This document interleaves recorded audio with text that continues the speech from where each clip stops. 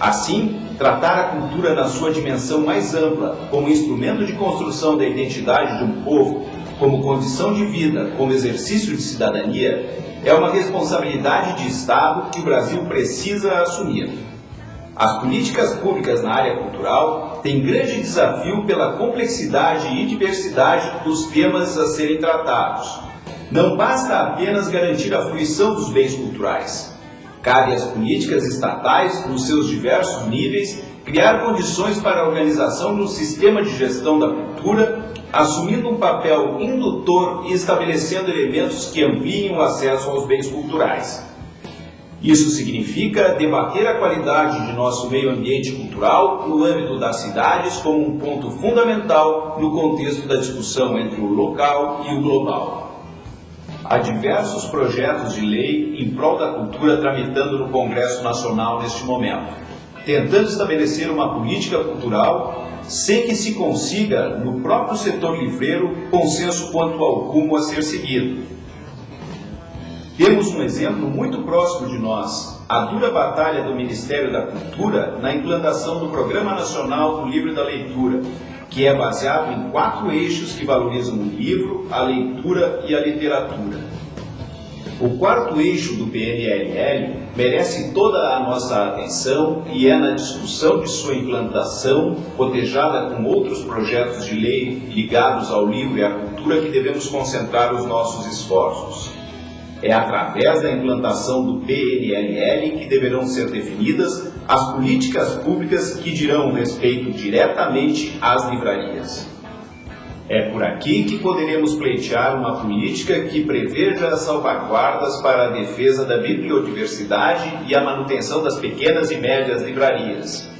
Este plano está sendo construído há alguns anos e sua execução, com certeza, dará maior destaque ao livro no imaginário da população, valorizando o hábito da leitura e tornando-o um produto com maior apelo de consumo para novos públicos.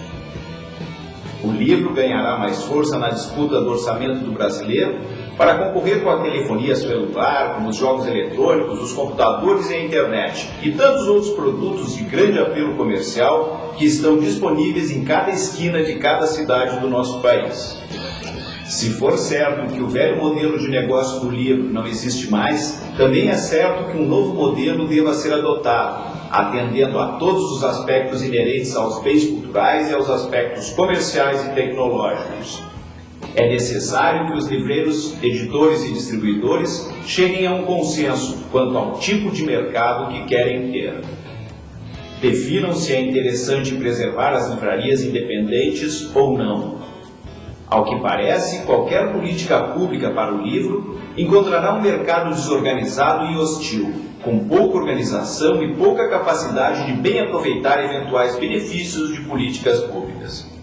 Parece claro para todos que no Brasil não há falta de autores ou de editoras ou de gráficas. De fato, as pesquisas estão aí comprovando que faltam leitores e livrarias. Segundo o diagnóstico do setor livreiro, divulgado pela ANL, o déficit de livrarias, com base no número ideal estabelecido pela Unesco, é superior a 16 mil livrarias. E a sua livraria estará pronta para competir neste mercado? Sua livraria tem atrativos para estes novos leitores? Será possível não diversificar o mix de sua loja? Seu negócio poderá não ser informatizado? As livrarias precisam rever o seu papel e o que vem acontecendo no mercado livreiro. É tão indispensável profissionar a administração das pequenas e médias livrarias quanto ter políticas públicas para o livro. Será que o que inviabiliza a manutenção das pequenas livrarias é a baixa lucratividade? Será que é a perda de clientes em razão de altos descontos concedidos pelas grandes? Será que é o fato de não operar em economia de escala? No final da década de 70, Paul Krugman, Prêmio Nobel de Economia em 2008, publicou um artigo onde detectava o aparecimento de novos padrões comerciais. Na opinião de Krugman, o tamanho do mercado era essencial para determinar a vantagem de um país em relação a outro nas relações comerciais. Não obstante, anos após este artigo, Krugman conclui que existem outras premissas para a criação de uma economia de escala. o padrão de localização geográfica das empresas dentro de um país leva em conta a oposição entre a economia de escala e os custos com o transporte das mercadorias, ou seja, as empresas localizadas em áreas mais densamente ocupadas poderiam fazer melhor uso da economia de escala, pois levaria a preços mais baixos para os consumidores e uma maior diversidade de oferta. Tudo isto provocaria uma sensação de bem-estar nos consumidores, que levaria estes a deslocarem-se para estas mesmas regiões densamente ocupadas, que por sua vez resultaria numa maior oferta de mão de obra, tornando-se assim um ciclo vicioso de concentração. Este ciclo vicioso, descrito por Krugman, poderá de alguma forma ser a explicação para o aparecimento de grandes cidades, rodeadas de zonas rurais que sofreram uma enorme migração das suas populações para a cidade. Não há intenção de transformar essa reflexão em uma aula de contabilidade ou de economia, mas é indispensável que se identifique a desproporcionalidade de força entre os pequenos e os grandes no mercado livreiro, para que então se possa debater e implementar políticas culturais que, visando motivar a leitura, mantenham livrarias prósperas e garantam às editoras que seus títulos estejam bem distribuídos em todo o território nacional. Perdendo as pequenas livrarias, perdem todos. Não há uma cidade sem videolocadora, não há uma cidade sem lojas das diversas operadoras de telefonia celular. Há política pública para que não haja cidade sem biblioteca. E sem livrarias, haverá? Depende de nossa capacidade e de nossos interesses.